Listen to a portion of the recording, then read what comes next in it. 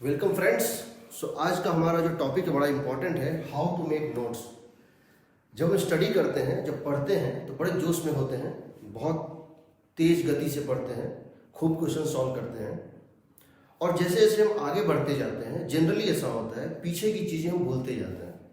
दूसरी बात, जब हमको 6 महीने बाद किसी एक पर्टिकुलर टॉपिक पर टेस्ट देना होता है, जो टॉपिक हमने 6 महीने पहले पढ़ी थी, तो समझ में नहीं आता है कि हमने कहाँ क्या पढ़ा था और कहाँ पे वो है, पता ही नहीं चलता है। कई बार ऐसा होता है कि 6 महीने पहले हम जिस क्वेश्चंस में बड़े कंफर्टेबल थे, आज जब हम उसी क्वेश्चन को दोबारा सॉल्व कर रहे हैं तो बन नहीं रहा है, बन भी नहीं रहा है और समझ नहीं आ रहा है, कोई हिंट भी नहीं याद आ रहा है क्योंकि हम बिल्कुल भूल चुके हैं।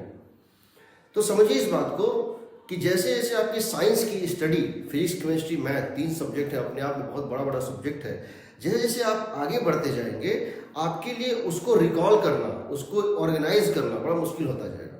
इसलिए बहुत इंपॉर्टेंट है कि आप जो पढ़ रहे हैं उसके साथ आप इस चीज़ का इंतजाम भी कर रहे हैं कि भविष्य में चल के आप उसको ऑर्गेनाइज कर पाएँ, उसको कम समय में रिवाइज कर पाएँ और कोई भी वाइटल कंसेप्ट छूटे ना।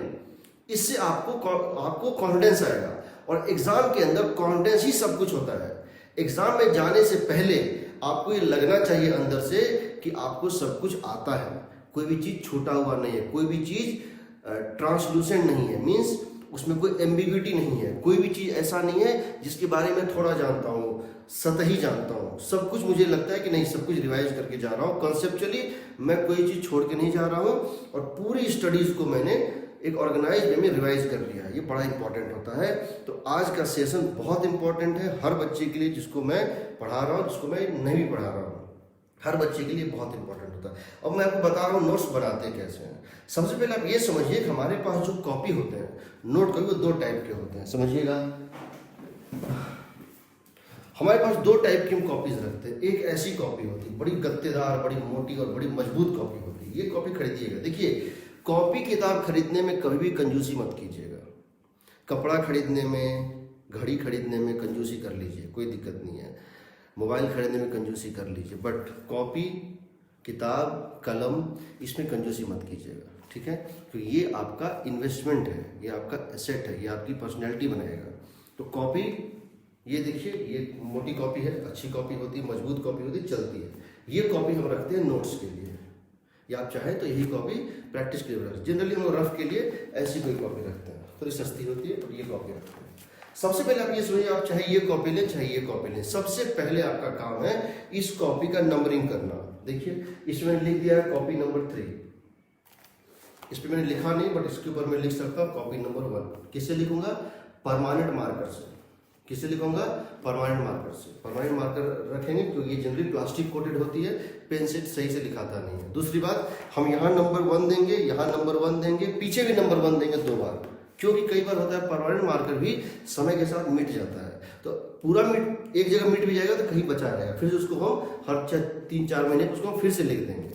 Copy number 1, similarly copy number 2, copy number 3, ये कॉपी नंबर 3 है, copy number 4, copy number 5। Copy की नंबरिंग होनी चाहिए, पहली बात। दूसरी बात, मैं इसके हर पेज का नंबरिंग करूंगा। देखिए, इसमें हर पेज की नंबरिंग की हुई है। देखिए, ये है page number 3, page number 5, page number 7, page number 9 कोने में की हुई है। हम इसको नंबरिंग कैसे करते हैं? बड़ा सिंपल प्रोसेस है नंबरिंग का। नंबरिंग करने के लिए हम क्या करते हैं कि हम एक पेन लेते हैं। देखिए, हम एक पेन लेते हैं, इस कॉपी को ऐसे खोलते हैं टेबल पे, और हम क्या करते हैं, इस कोने पे लिखते हैं 1, इस कोने पे लिखते हैं 3, इस पे लिखते हैं 5, इस पे लिखते हैं 7, इस पे लिखते हैं 9, लाइक दैट। तो पूरी की पूरी मोटी कॉपी जो है आपकी 2 मिनट से 3 मिनट में नंबरिंग हो जाती है। आपको नंबरिंग हर पेज का करना है। दूसरी बात, अब आप क्या करेंगे, यहाँ एक इंडेक्स बनाएंगे। क्या करेंगे, यहाँ पे आप एक इंडेक्स बनाएंगे। समझिए, इंडेक्स में क्या लिखते हैं? 2 कॉलम होते हैं, एक होता है पेज नंबर, दूसरा होता है टॉपिक या बुक या सोर्स। एक होता है पेज नंबर, दूसरा होता है टॉपिक या बुक या सोर्स। हम क्या करते हैं, इस पेज नंबर पे हम लिखते हैं, जैसे पेज नंबर 51 से 65। देखिए, पेज नंबर 51 से 65 मैंने क्या किया है, SC वर्मा के चैप्टर 5 जो है न्यूटन्स लॉज ऑफ मोशन, इसके एक्सरसाइज मैंने सॉल्व किए हैं। देखिए, इस कॉपी, कौन सी कॉपी है? Copy number 3। कॉपी नंबर 3 के 51 से 65 नंबर पेज पे मैंने एससी वर्मा चैप्टर 5 के एक्सरसाइज के सॉल्यूशन लिखे हुए हैं। जब मैंने इसको सॉल्व किया था तो इसी कॉपी में सॉल्व किया था, ये मेरी प्रैक्टिस कॉपी है। अब ये तो हो गया कि इस कॉपी में क्या, कॉपी नंबर 3 खोला, 51 से 65 देखा, एससी वर्मा के क्वेश्चन सॉल्व किए हुए हैं। सिमिलरली मैं एक काम और करूंगा, एससी वर्मा के बुक में चैप्टर 5 में वे लिख दूंगा कि किस कॉपी में वो सॉल्व है। तो देखिए एससी वर्मा चैप्टर नंबर 5, देखिए एससी वर्मा चैप्टर नंबर 5 का जो एक्सरसाइज है उसमें लिखा हुआ है कॉपी नंबर 3 पेज नंबर 51 से 65। यानी कि भविष्य में अगर कभी मुझे एससी वर्मा का कोई क्वेश्चन नहीं बन रहा है या मुझे दोबारा रिवाइज करना है तो मुझे पता है कि ये मैंने किस कॉपी में किया था, कॉपी नंबर 3 के पेज नंबर 51 से 65 पे किया था। सिमिलरली मैंने इरोडोव के क्वेश्चन सॉल्व किए हुए हैं, मैं पर्सनली बता रहा हूं, मैंने इरोडोव के क्वेश्चन खुद पूरे सॉल्व किए हुए हैं। तो वो मैंने किस कॉपी में किस पेज नंबर पे किया है उसका मैंने यहाँ पन्ना चिपका के लिख दिया है। तो कल को मुझे अगर एससी वर्मा के भी क्लास में पढ़ाना होता है या मुझे उससे कोई लेक्चर प्लान करना होता है तो मैं अपने सॉल्यूशन को, क्योंकि मेरी सॉल्यूशन मेरी पर्सनल है, मैंने उसको लिखा है तो मैं जानता हूँ वो शॉर्टेस्ट है, वो मुझे समझ में आता है। तो मैं अपने उस कॉपी के उस पन्ने पे जाके एक बार उस इरोडोव के सॉल्यूशन को देख लेता हूँ तो यकीन मानिए 10 मिनट देखने के बाद मैं कॉन्फिडेंट फील करता हूँ मैं इरोडोव का कोई भी क्वेश्चन क्लास में डिस्कस कर सकता हूँ। लेकिन ऐसा नहीं होता है अगर आप ऑर्गेनाइज नहीं, ऑर्गेनाइज होना बहुत जरूरी है। देखिए आप 100 पन्ने पढ़िए बिना ऑर्गेनाइज हुए, खूब तेज पढ़िए, बट इससे अच्छा है आप 60 पेज पढ़िए लेकिन ऑर्गेनाइज होकर पढ़िए, ठीक है। तो ये मैं आपको बता रहा हूँ जो भी आप प्रैक्टिस कर रहे हैं। और एक चीज और मैं बता रहा हूँ, जैसे मान लीजिए मैंने आपसे बताया कि पेज नंबर 51 से 65 तक मैंने एससी वर्मा के क्वेश्चन सॉल्व किए थे। तो अब मैं क्या करता हूँ कि जब मैं पेज नंबर 51 से 65 तक मैंने इसको सॉल्व किया था तो इस तरह हुआ था। देखिए बातें क्या हुई थी, पेज नंबर 51 पे जब मैं जाता हूं तो मैं क्या पाता हूं, पेज नंबर 51 पे एक पन्ना था, मैंने इस पेज नंबर 51 पे जो है एक क्वेश्चन बनाया। कौन सा क्वेश्चन बनाया, देखिए मैंने इस पेज नंबर 51 पे जाके जो है पेज नंबर 51 पे मैंने एक क्वेश्चन बनाया। क्वेश्चन नंबर 1 बन गया, क्वेश्चन नंबर 2 बन गया, फिर मैं पहुंचा पेज नंबर 52 पे, मैं देख रहा हूं पेज नंबर 52 पे मैंने क्वेश्चन नंबर 3 बनाया। जब मैंने इसको बनाया ये गलत हो गया, ये गलत हो गया। क्यों गलत हो गया, क्योंकि मैंने इसको बनाया नहीं बना। फिर मैंने इसको दोबारा बनाया और इस बार वो बन गया। तो मैं क्या करता हूं, मैं एससी वर्मा के क्वेश्चन नंबर 3 पे स्टार मार्क लगा देता हूं। एससी वर्मा की बुक में क्वेश्चन नंबर 3 पे स्टार मार्क लगा देता हूं। क्यों स्टार मार्क लगा देता हूं, क्योंकि ये क्वेश्चन मुझसे एक बार में नहीं बना था। समझिए ये क्वेश्चन मुझसे एक बार में नहीं बना था, इसका मतलब है भविष्य में भी चांसेस हैं ये मुझसे ना बने। तो मैं क्या करूंगा, इस बुक में क्वेश्चन नंबर 3 पर स्टार मार्क लगा दूंगा। मैं यहाँ क्वेश्चन नंबर 3 पे स्टार मार्क लगा दूंगा क्योंकि एक बार में नहीं बना, दोबारा बन गया, ठीक है। और जब मैं इस कॉपी को खोलूंगा तो इस जब बुक को खोलूंगा तो बुक में मुझे स्टार मार्क से पता चल जाएगा कौन सा टॉपिक कौन सा क्वेश्चन इंपॉर्टेंट था। जब मैं इस किताब को खोलूंगा तो ये मुझे क्वेश्चन नंबर 3 इंपॉर्टेंट है, ये तो स्टार मार्क से पता चलेगा। और जब मैं इस बुक में और जब मैं कॉपी को खोलूंगा तो ये कटिंग ही बता देगा कि इंपॉर्टेंट था। ये कटिंग था ना, ये बेकार नहीं गया है, ये भी आपको एक इंफॉर्मेशन दे रहा है कि आपका इतिहास जो था आपने इसको बनाया था और नहीं बनाया था, और 3 नंबर का क्वेश्चन एक बार गलत हुआ दोबारा सही हुआ था, तो ये आपको हिंट देगा। मान लीजिए फिर मैं पहुंचा क्वेश्चन नंबर 4 पे, मान लेते हैं फिर मैं पहुंचा क्वेश्चन नंबर 4 पे। मैंने इस पेज नंबर 53 पे और क्वेश्चन नंबर 4 पे, इमेजिन कीजिए मैंने इसको एक बार बनाया, गलत हो गया, मैंने इसको दोबारा अटेम्प्ट किया, फिर गलत हो गया। अब मैं क्या किया, मैंने यहाँ एक पन्ना छोड़ दिया। मैंने यहाँ क्या किया, क्वेश्चन नंबर 4 लिख के यहाँ पर एक पन्ना ब्लैंक पेज छोड़ दिया, leave blank page, leave blank page. मैंने इस पन्ने को खाली छोड़ दिया, क्वेश्चन नंबर 4 लिखा, क्वेश्चन नंबर 4 लिखा, 54 नंबर पेज को खाली छोड़ दिया और मैं पहुंच गया कहां पे, पेज नंबर 5 पे, पेज नंबर 55 पे। नाउ ये 2 बार नहीं बना तो ये मुझे टीचर से पूछना पड़ेगा। 2 चीजें मैं करता हूं, ये 4 और 2 बार में नहीं बना, तीसरा अटेम्प्ट नहीं लेना है। 2 बार में नहीं बना, तीसरा अटेम्प्ट नहीं लेना है, छोड़ दीजिए पेज, बढ़ जाइए। जब अंत में पहुंच जाएंगे पूरा चैप्टर बन जाएगा। मान लीजिए ऐसे 10 क्वेश्चन थे जो आपसे नहीं बने, या 20 क्वेश्चन थे जो आपसे नहीं बने। जब पूरा चैप्टर खत्म हो जाए, वापस इसको एक बार ट्राई कीजिए। आज ट्राई मत कीजिए, कल ट्राई कीजिए, परसों ट्राई कीजिए। हो सकता है उस 20 में से 5 क्वेश्चन बन जाए। अब आप कहिएगा सर उस दिन नहीं बना, आज बन गया, ऐसा कैसे हो गया? तो वो होता है, हमारा माइंड कभी भी थक जाता है, हम नहीं सोच पाते हैं, क्लिक नहीं कर पाता, बट बन जाएगा। उसके बाद भी कोई क्वेश्चन नहीं बना तो आप टीचर से पूछिएगा। यानी आपसे ये 2 बार में नहीं बना था, तीसरी बार में या टाइम लेके बना खुद से, या टीचर का हेल्प लेके बना। बट ये क्वेश्चन सिंगल स्टार नहीं होता है, ये क्वेश्चन क्या होता है? डबल स्टार होता है। तो आपके एससी वर्मा में इस क्वेश्चन पे क्या लग जाएगा? डबल स्टार लग जाएगा। देखिए यहाँ पे डबल स्टार लगे। डबल स्टार का मतलब है this is not important only, this is very very important. क्योंकि आपसे एक बार नहीं बना, इसमें जरूर कोई न कोई नया कंसेप्ट था जो आपको सिखा के जाएगा। याद रखिए, ये क्वेश्चन आपको कुछ नहीं सिखा पाया, ये क्वेश्चन आपको कुछ नहीं सिखा पाया, ये क्वेश्चन आपको कुछ सिखाया, और इस क्वेश्चन ने बहुत कुछ सिखाया। तो समझिए, ये जो कॉपी है इसमें ये कटिंग का जो हिस्ट्री है ये बताता है, इंपॉर्टेंट है। और इसी को जब आप बुक में मार्क कर देते हैं तो रिवीजन के टाइम पे आप सिर्फ स्टार मार्क और डबल स्टार मार्क क्वेश्चन ही बनाइए।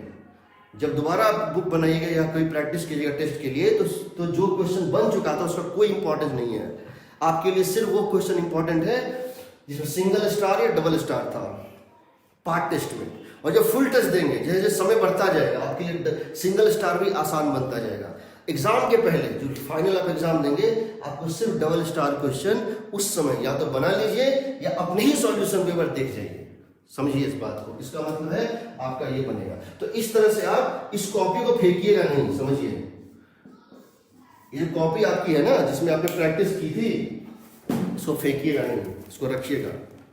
कॉपी भर जाएगी, इसको रख दीजिएगा, फिर कॉपी भरी, इसको रख दीजिएगा। इसी तरह से आपका एससी वर्मा की बुक, जो भी बुक आप फॉलो करते हैं, आपकी एससी वर्मा की बुक आपने कहाँ सॉल्व की है और किस पेज नंबर पे सॉल्व की है, कॉपी नंबर, इसमें एक पर्टिकुलर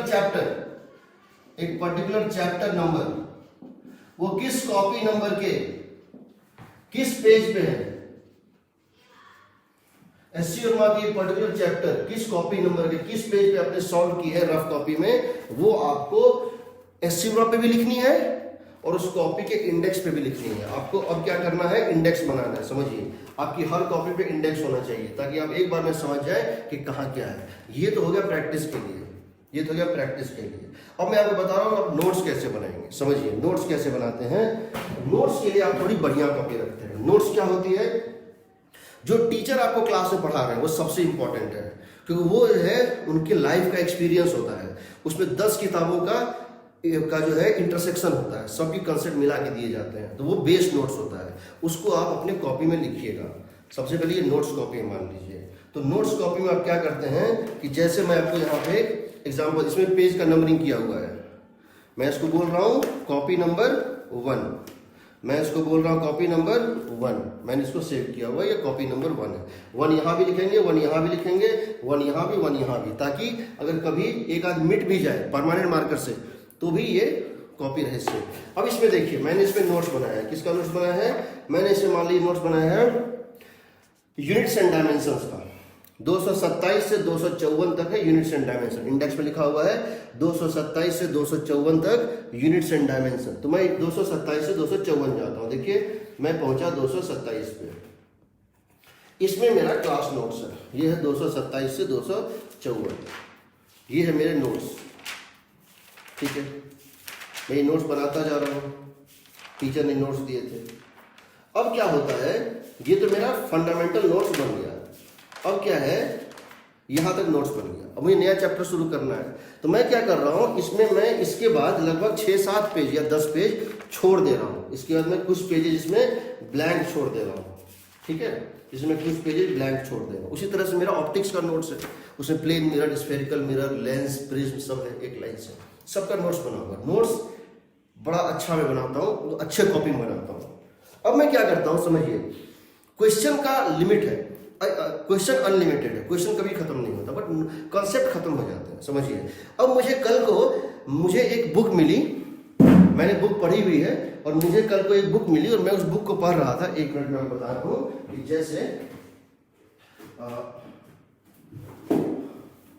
मान लेते हैं मुझे एक ये बुक मिली, ये बुक मुझे, और मैंने इस बुक को पढ़ना शुरू किया। जब मैं इस बुक को पढ़ा तो मुझे लगा अरे ये जो इसमें यूनिट्स एंड डायमेंशन, ये जो कंसेप्ट है यूनिट्स एंड डायमेंशन, ये तो मैंने पहले कभी नहीं देखा।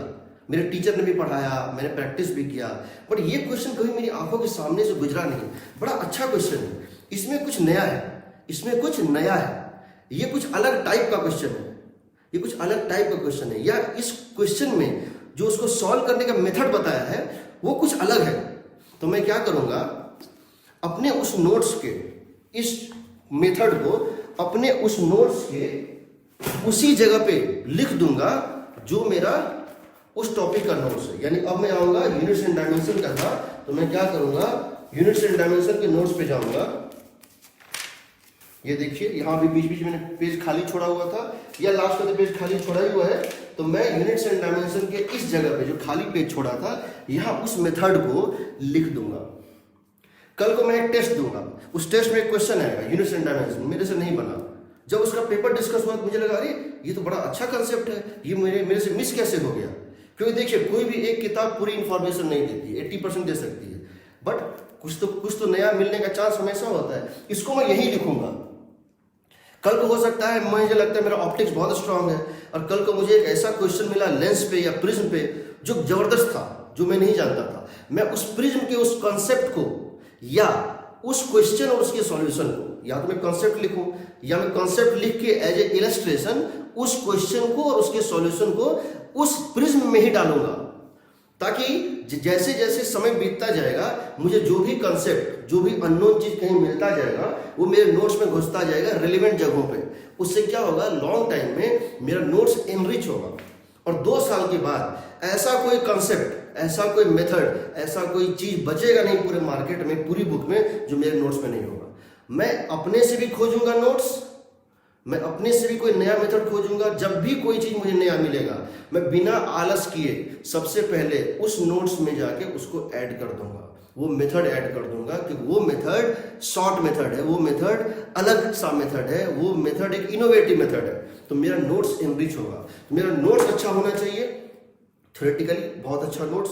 दूसरा, मेरा जो क्वेश्चन प्रैक्टिस मैंने जिस बुक से किया है, बुक में भी उसको भरना है, इसमें भरना है। हर एक बुक कॉपी का इंडेक्स बनना चाहिए। मैं अगर आपसे ये कहूं अभी किसी बच्चे से कि देखो एससी वर्मा का या इरोडोव का, अगर आपने इरोडोव बनाया है या एससी वर्मा बनाया हुआ है, सपोज 1 साल बीत चुके हैं और आप इरोडोव बना चुके हैं, मैं कहूँ कि इरोडोव का क्वेश्चन नंबर 1.128 मुझे दिखाओ, मुझे 2 मिनट के भीतर कैमरे के सामने दिखाओ कि इरोडोव का 1.128 कहाँ है। तो तुम क्या करोगे, तुम सबसे पहले इरोडोव की बुक निकालोगे, सबसे पहले तुम इरोडोव की बुक निकालोगे।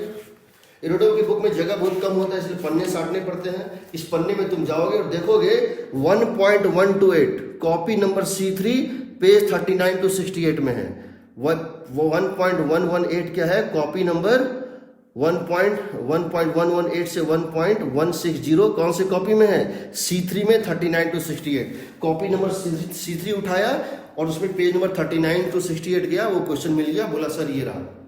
अगर तुम ये बता सकते हो, अगर तुम ये बता सकते हो मुझे 2 मिनट के भीतर में, 3 मिनट के भीतर तुम मुझे दिखा सकते हो कि हाँ इस जगह सर ये है, यानी तुम्हारा मैपिंग इतना तगड़ा है कि क्वेश्चन बोला, सोर्स बोला, क्वेश्चन बोला और तुमको पता है वो कहाँ है, तो कभी दिक्कत नहीं आएगी, कभी दिक्कत नहीं आएगी।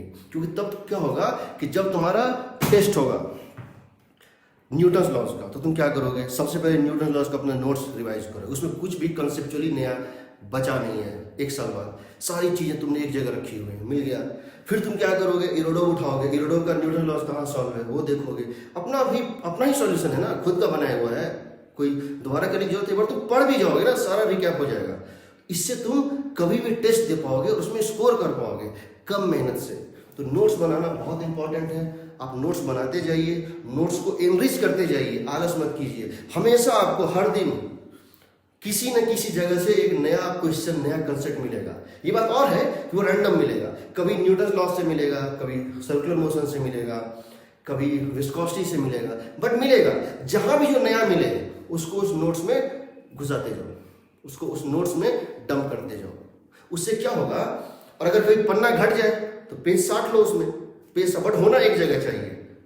इससे क्या होगा कि तुम ऑर्गेनाइज रहोगे, कॉन्फिडेंट रहोगे और तुम्हारे कॉन्सेप्ट्स पूरे तुम्हारे पास रहेंगे। कोई नया चीज, कैलकुलेशन मिस्टेक हो सकता है बट कॉन्सेप्चुअली कुछ मिस कर जाओगे, ऐसा नहीं होगा। तो इसको करो और इसको प्रैक्टिस करो। कोई दिक्कत होती है मुझे पूछो फोन करके, मैं अपना नंबर तुम लोग के पास है मेरा।